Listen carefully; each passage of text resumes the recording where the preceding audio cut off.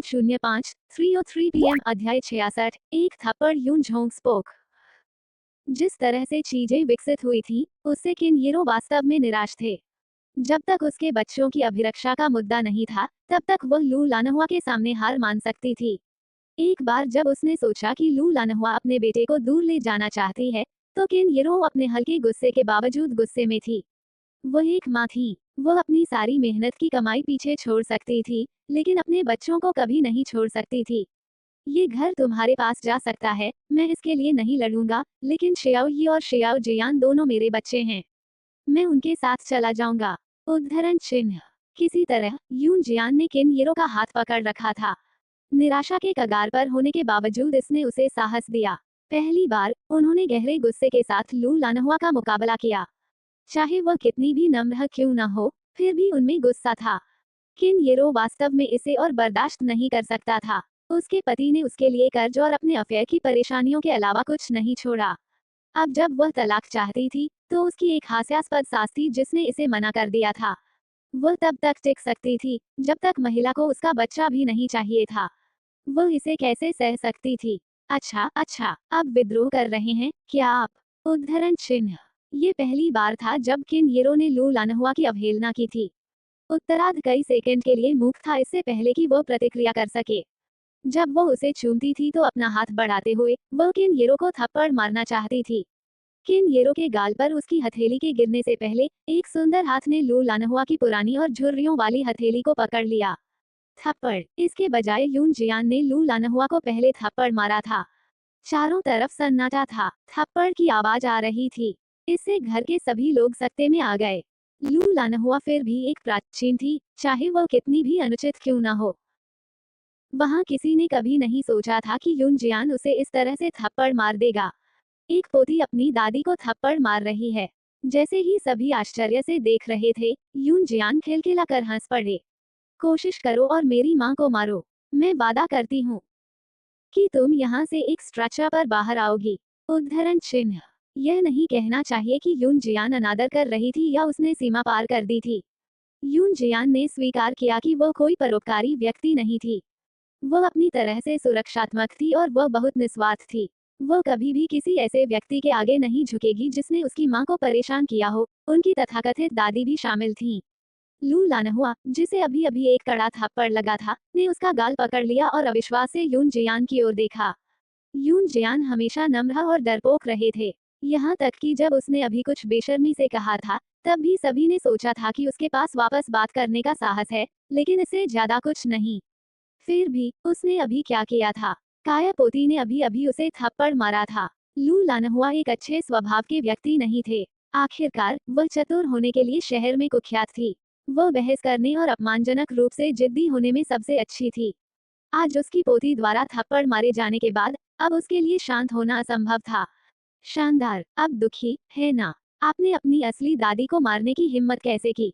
क्या आपने वास्तव में मुझे एक बूढ़ी औरत के रूप में लिया है? सोचिए कि मैं बहुत बूढ़ी हो गई हूँ। मैं आपको अब और नहीं पीट सकती, है ना? अगर मैं तुम्हारी अमानवीय माँ की ओर से तुम्हें सबक नहीं सिखाता तो आज हमारा काम खत्म नहीं होगा। लू लानहुआ ने थूकते हुए अपनी बाहों को ऊपर उठाया और गुस्से में यून जियान की ओर चली गई। माँ, शांत हो जाओ। गुस्से में ना आए। हम इसके माध्यम से बात कर सकते हैं। यून झेंग ने उसे रोकने के लिए तुरंत लू लानहुआ का हाथ खींचा। हाँ हाँ, लू लानहुआ ने जो कहा उसे सुनकर यून जियान मुस्कुरा दी। क्या वह वास्तव में उससे डर सकता है? काफी है। दादा यून झोंग, जो चुपचाप बगल में खड़े थे, ने मेज पर एक कठोर थप्पड़ मारा और चिल्लाया। इसने लू लानहुआ को तुरंत चुप करा दिया।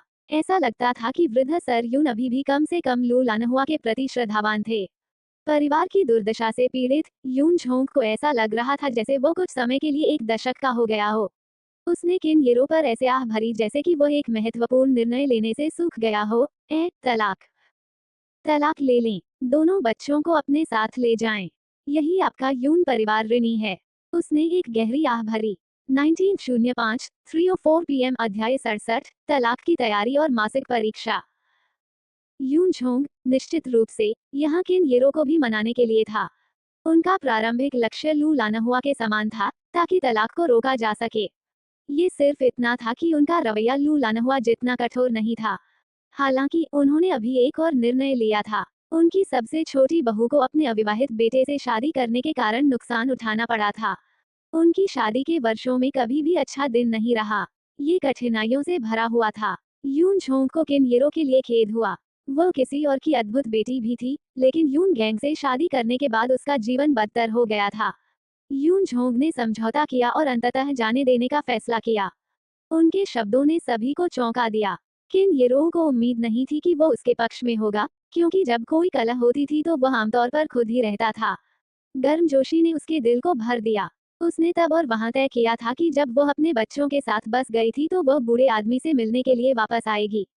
किया, मैं सहमत नहीं हूँ। चाहे कुछ भी हो, मैं उसे अपने पोते को ले जाने नहीं दूंगा। लू लानहुआ किन येरो और यून जियान की ओर तीखी नजर से देख रहा था। चुप रहो, बूढ़े हैं। हम येरो पर बहुत अधिक ऋणी हैं। क्या आप चाहते हैं कि मेरी अंतरात्मा जीवन भर दोषी रहे?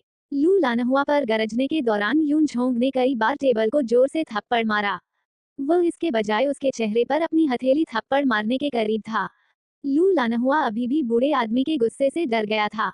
वो गुस्से में थी, लेकिन वो केवल अपना मुंह बंद कर सकती थी। किन येरो और यून जियान की ओर एक आह के साथ देखने से पहले यून झोंग ने अपने स्वर को जितना हो सके उतना शांत किया। येरो, जाओ तलाक की प्रक्रिया पूरी करो। जब भी वह अपवित्र बेटा यून गैंग वापस आ जाए, पहले इस घर में रहो। आह, वह आ रहा था। वह इसके लिए पूछ रहा है। उद्धरण चिन्ह। बात करते हुए आह भरते हुए यून झोंग अपने शीशे वाले शरीर को धीरे धीरे खींचते हुए बाहर चला गया। वह घर जा रहा था। जैसे ही वह घर से बाहर निकला, लू लानहुआ ने किन येरो को एक चमकती नजर से देखा। जितनी जल्दी हो सके खो जाओ, क्योंकि तुम वैसे भी जा रहे हो। ये घर मेरे गिरोह की संपत्ति है। उद्धरण चिन्ह। फिर उसने यून झोंग के पीछे जाने से पहले यून जियान को खंजरों से देखा। यून झेंग सबसे मुश्किल स्थिति में थे। यह न जानते हुए कि क्या कहना है, वह जाने से पहले केवल असहाय रूप से मुस्कुरा सकता था। किन येरो और यून जियान, जो अभी भी ऊंचे तार वाले थे, वे सभी बचे हुए थे। माँ, ये देखकर कि परिवार चला गया है, यून जियान ने धीरे से किन येरो के कंधे पर टैप किया और शांति में उसे वापस रगड़ दिया। माँ, हमने कठिन दिनों का सामना किया है। जब तक आप, भाई और मैं, हम तीनों अभी भी एक साथ हैं, ऐसा कुछ भी नहीं है जिससे हम नहीं गुजर सकते। यून जियान ने किन येरो को गले लगाया और उसे धीरे से सांत्वना दी। महिला ने कोई आवाज नहीं की, लेकिन यून जियान महसूस कर सकती थी कि उसके आंसू उसके कंधे को गीला कर रहे हैं। जब तक वे एक साथ थे, तब तक ऐसा कुछ भी नहीं था जिसे वे पार नहीं कर सकते थे। यून जियान ने इस अवसर को देखते हुए पूरी तरह से शिनजियांग शहर से बाहर जाने और पूरे परिवार को लॉन्गमेन शहर में स्थानांतरित करने की योजना बनाई। निश्चित रूप से, योजना अपने निष्पादन के करीब थी। Dot dot dot. अगले सप्ताह के सोमवार और मंगलवार को मासिक स्कूल परीक्षण होते थे, जबकि बास्केटबॉल मैच शुक्रवार की सुबह होता था। जैसे जैसे मासिक परीक्षा नजदीक आ रही थी, कई छात्रों ने लंबे चेहरे खींचे। यदि वे अच्छा प्रदर्शन करने में विफल रहते हैं, तो परिणाम घोषित होने पर उनके माता पिता उनके पीछे पड़ेंगे। इसलिए उन सभी ने अपने मोजे उठाए और हाथापाई करने लगे। शियाओ जियान, तुम्हारी तैयारी कैसी है? लू फेयान ने यून जियान को थोड़ी घबराहट के साथ देखा, क्योंकि परीक्षण जल्द ही आ रहा था। कोई समस्या नहीं, यून जियान ने जवाब दिया। वह बिना तैयारी के भी इसे पार कर सकती थी। आखिरकार इस परीक्षण का स्तर उसके लिए केक का एक टुकड़ा था। इसके बावजूद हर कोई जानता था कि यून जियान के परिणाम हमेशा कक्षा के निचले कुछ स्थानों पर रहे हैं। हर बार जब कोई परीक्षा होती थी, तो वह आमतौर पर सबसे अधिक शोकाकुल होती थी। इसलिए उनकी कोई समस्या नहीं ने ध्यान आकर्षित किया। ये संयोग से वांग रोरो ने भी सुना था। लड़की अभी भी नृत्य के बारे में परेशान थी। एक बार जब उसने सुना कि यून जियान को पढ़ने में कोई समस्या नहीं है, तो वह उसे ताना मारने से खुद को रोक नहीं सकी। अरे यून जियान, आप इस बार कितना स्कोर करने की योजना बना रहे हैं? आपको कड़ी मेहनत से पढ़ाई करनी चाहिए। आखिरी रैंक न लें और हमारी कक्षा को नीचे न खींचें। उद्धरण चिन्ह। 1905 3:04 पीएम। अध्याय 68। बास्केटबॉल खेल की शुरुआत एक कठिन कुकी एक। वांग रोरुकेटी ने यून जियान को परेशान नहीं किया। इसके बजाय लड़की मुस्कुरा दी। आपके नम्र शब्दों के लिए धन्यवाद। एक ताल के लिए रुकने के बाद उसने जारी रखा। मैं आपके लिए भी यही कामना करता हूँ। आप, वांग रोरू ने यून जियान के पलटवार करने की उम्मीद किए बिना गुस्से में अपने दांत कस लिए। उसके बाद ऐसा लगा जैसे उसने कुछ सोचा हो और वो यून जियान को तिरस्कार से देख रही थी। हाँ, नुकीली जीभ रखने से क्या फायदा होता है? अगर आप इतने ही होशियार हैं, तो जितना मैं चाहूँ उतना उच्च स्कोर करें। उद्धरण चिन्ह। यून जियान को पहले से ही पता था कि मूल शरीर के मालिक के भयानक परिणाम थे, जो पहले से ही कक्षा में अंतिम स्थान पर था और कभी कभी पूरे स्कूल में सबसे खराब भी था। वांग रोरो के परिणाम सबसे अच्छे नहीं थे, हालांकि वह कक्षा में शीर्ष 10 में से एक थी। उसने उसे ताना मारा क्योंकि वह इतनी आश्वस्त थी और आश्वस्त थी कि यून जियान उसके ग्रेड तक नहीं पहुंच पाएगी। तब आप इसका अनुमान लगा सकते हैं। अब कृपया दूर चले जाएं क्योंकि आपको आंखों में जलन हो रही है, यून जियान ने दूर की ओर झुकते हुए कहा। वांग रोरू गुस्से में ये सोचकर दूर चला गया कि मासिक परीक्षण परिणाम जारी होने पर यून जियान एक कोने में रोएगा। लड़की के जाने के बाद यून जियान को आखिरकार शांति मिल गई। जल्द ही परीक्षा शुरू हो गई। यून जियान को कागजात मिलने के बाद लिखने की जल्दी नहीं थी। अपनी सीट पर सोने से पहले उन्होंने परीक्षा में प्रत्येक प्रश्न को पूरा करने के लिए केवल 10 मिनट का समय लिया। पर्यवेक्षण करने वाली शिक्षिका ने आंखें मूंद ली क्योंकि वह लंबे समय से परीक्षा के दौरान सोते हुए खराब परिणाम वाले छात्रों की आदी थी। वांग रोरू, जिन्होंने यून जियान को केवल एक क्षण के लिए लिखते देखा, एक चौड़ी मुस्कान पहने हुए थे। देखो, क्या वह ऐसा अभिनय नहीं कर रही थी जैसे वह सबसे महान है। केवल 10 मिनट के लिए परीक्षण का उत्तर देने के बाद उसे स्टंप किया जाना चाहिए। हाँ, उसकी वर्तमान स्थिति प्रश्नों के बहुत कठिन होने के कारण होनी चाहिए, वह नहीं जानती कि उनका उत्तर कैसे देना है। वांग रोरो के बेतुके सपने में उसने कभी नहीं सोचा होगा कि यून जियान ने परीक्षण पर केवल 10 मिनट बिताए थे और वह प्रश्नों के साथ समाप्त हो गई थी। जब सोमवार और मंगलवार को परीक्षा के बाद सभी परीक्षा पत्र एकत्र किए गए, तो शिक्षकों को उन्हें चिन्हित करने की कोई जल्दी नहीं थी। इस बार मासिक परीक्षा 5 स्कूलों के बीच एक संयुक्त परीक्षा थी। सभी पेपरों को उच्च अधिकारियों द्वारा अंक प्राप्त करने के लिए प्रस्तुत किया जाएगा। नतीजतन परिणाम कुछ दिनों बाद भी जारी किए गए। Dot dot dot. शुक्रवार की सुबह सूरज गर्म था और हल्की हवा चल रही थी। सूरज की रोशनी ने यून जियान की आकृति को सोने की एक परत से ढक दिया। उन्होंने आज एक ऊंची पोनीटेल पहनी थी और वे विम और जोश से भरी हुई लग रही थीं। अपने बैग को अपने कंधों के केवल एक तरफ रखते हुए यून जियान ने आराम से कक्षा में प्रवेश किया। ली शियांगई की चिल्लाहट उसकी पीठ से आ रही थी। यून जियान, जल्दी खेल के मैदान में जाओ। बास्केटबॉल मैच जल्द ही शुरू होने वाला है। डोंगजियांग शहर के वे भैंसे पहले से ही लंबे समय से वहां इंतजार कर रहे हैं। हम आत्मा में खो नहीं सकते। उद्धरण चिन्ह। यून जियान ने धीरे से अपने होठों को एक साथ दबाया। उसने ली शियांगई को सीधे जवाब नहीं दिया, अपने कार्यों के साथ बात करने का विकल्प चुना। वह कक्षा के दरवाजे के पास खड़ी थी। जब उसने ली शियांगई की आवाज सुनी, तो उसने अपना थैला पकड़ लिया और उसे अपनी मेज की ओर गोली मार दी जो कुछ मीटर दूर थी। स्कोर। कक्षा के दरवाजे से उसके थैले का एक सटीक निशाना उसकी मेज पर गिर गया। यून जियान कक्षा में मूक छात्रों के एक समूह को छोड़कर मैदान में ली शियांगई का पीछा करने के लिए मुड़ गया। हे भगवान, यून जियान कितना अच्छा है। कुछ क्षणों की खामोशी के बाद कक्षा का एक लड़का हौंफने से खुद को रोक नहीं सका। मैंने यून जियान को बास्केटबॉल प्रतियोगिता में हमारे स्कूल का प्रतिनिधित्व करते हुए देखा था, लेकिन उसने अभी जो किया उसे देखकर मैं प्रभावित हूँ। चलो, मैदान में उसके लिए जयकार करते हैं। उद्धरण चिन्ह। कक्षा के लड़कों ने खुशी खुशी मैदान की ओर कूच किया। लू फेयान पहले से ही वहां था, जिसने यून जियान को खुश करने के लिए एक अच्छी जगह आरक्षित कर रखी थी। Xinjiang town junior high school और Dongjiang town junior high school के बीच बास्केटबॉल प्रतियोगिता पूर्व स्कूल के घरेलू मैदान में आयोजित की गई थी। स्थान के कारण अधिकांश शैक्षणिक कर्मचारी और छात्र मैदान में जमा हो गए थे।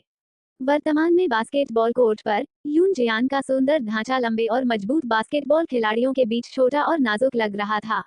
1905 3:05 PM अध्याय 69 बास्केटबॉल खेल की शुरुआत मुश्किल कुकीज दो। डोंगजियांग टाउन जूनियर हाई स्कूल के बास्केटबॉल टीम के कप्तान झांग जून अपनी टीम के खिलाड़ियों को सुबह जल्दी खेल के मैदान में ले गए थे।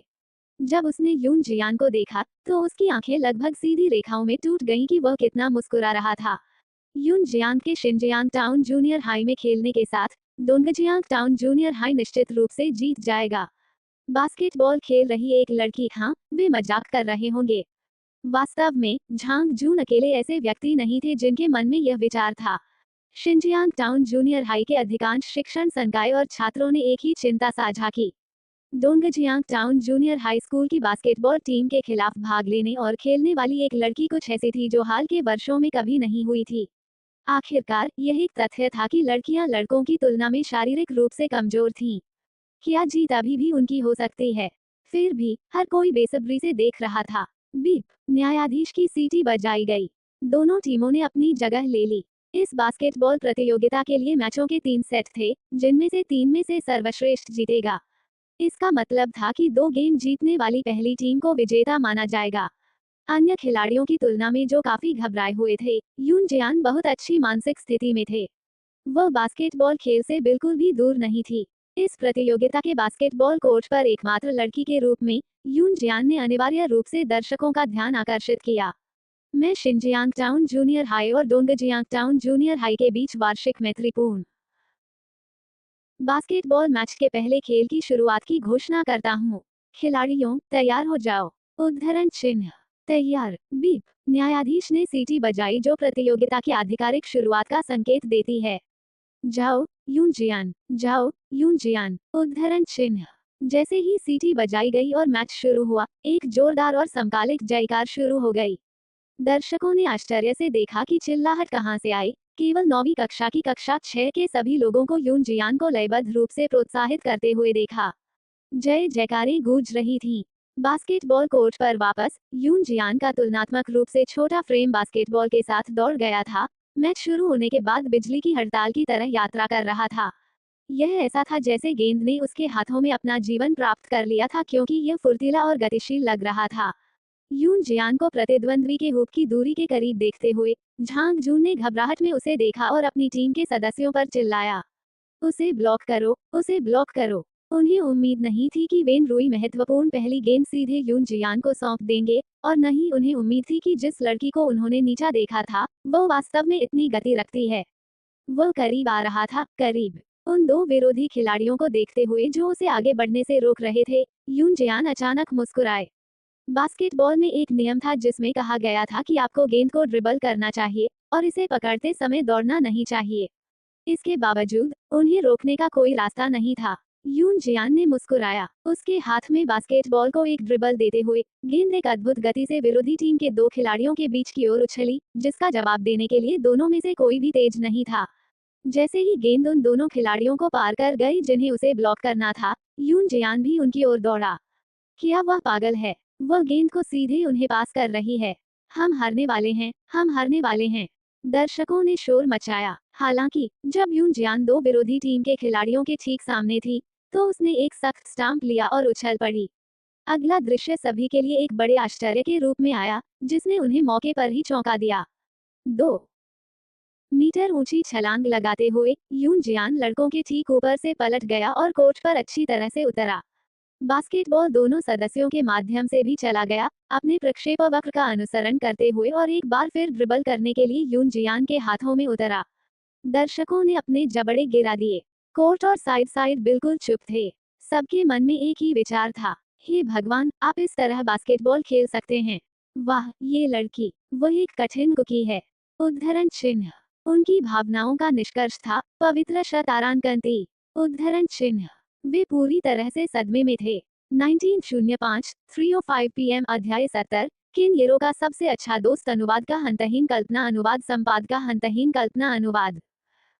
थप्पड़। जब यून जियान के पलटने और उसके सटीक नियंत्रण से हर कोई अभी भी स्तब्ध था, हूप से गुजरने वाले बास्केटबॉल के दुर्घटनाग्रस्त होने की गुंजायमान आवाज सुनाई दे रही थी।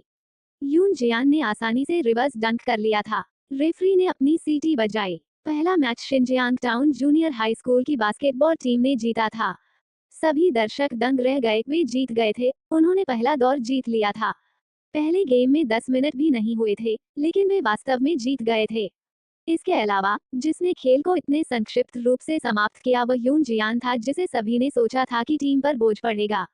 वह 9वीं कक्षा 6 की यून जियान थे। पहला राउंड जीतने के बाद दूसरा गेम खेल में आया। निस्संदेह, क्या शिनजियांग टाउन जूनियर हाई तब भी हारता जब बेन रुई की टीम में यून जियान थे। यून जियान, जिसने उसे रोकने वाले 2 विरोधी रक्षकों को अविश्वसनीय रूप से टाल दिया था और एक शॉट बनाया था। दूसरा दौर शुरू होने के बाद झांग जून की टीम में डगमगाने की भावना थी और Dongjiang town junior high school की बास्केटबॉल टीम तेजी से टूटने लगी थी। लगातार 2 जीतें। Xinjiang town junior high school की बास्केटबॉल टीम ने Dongjiang town junior high school की बास्केटबॉल टीम को एक झटके में हरा दिया था। यह अभूतपूर्व था। दोनों स्कूलों के वार्षिक मैत्रीपूर्ण मैचों के इतिहास के बाद से इतने कम समय में अपनी जीत हासिल करने वाली कोई टीम कभी नहीं थी। वे तीन में से सर्वश्रेष्ठ खेल रहे थे, इसलिए तीसरे गेम की कोई आवश्यकता नहीं थी क्योंकि Xinjiang town junior high school ने लगातार 2 गेम जीते थे।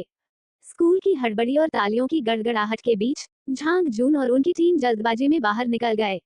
यून जियान, तुम बिल्कुल अद्भुत हो। हाँ, क्या आपने झांग जून और उसकी टीम को भागते हुए देखा था? तस्क, यह मजेदार है। आहा, वो कुई और अन्य सदस्य यून जियान की ओर बढ़े। झांग जून के घमंडी चेहरे को याद करते हुए पूर्व संतोष के साथ लापरवाही से हंसे। इतने दिन एक साथ बिताने के बाद बास्केटबॉल टीम पहले ही यून जियान को अपना मान चुकी थी। उन्होंने कहा, हमने प्रतियोगिता जीती है और यह अकेले जश्न मनाने लायक है। शुक्रवार भी है। चलो स्कूल के बाद अपने सामान्य स्थान पर मिलते हैं। हाँ, विन रूई ने वुकुई की तरह अपने चेहरे पर भावनाओं को नहीं पहना था, लेकिन ये स्पष्ट और सरल था कि वह भी बेहद उत्साहित थे। उनका सामान्य स्थान रॉक एंड रोल बार के अलावा और कुछ नहीं था। मैं नहीं जाऊंगा, यून जियान ने हल्की सी हंसी के बाद कहा। तुम कैसे नहीं जा सकते थे? आप आज हमारे स्टार हैं। विन रूई के कुछ कहने से पहले ली शियांगई ने बात की। कल मेरी माँ मुझे लॉन्गमेन सिटी ले जा रही हैं। मैं आज रात बहुत देर से बाहर नहीं जा सकता, यून जियान ने धीरे से समझाया। सहमति में सिर हिलाने से पहले टीम को एक बीट के लिए चकित कर दिया गया था। किन येरो शनिवार की सुबह यून जियान को लॉन्गमेन सिटी ले जा रहा था।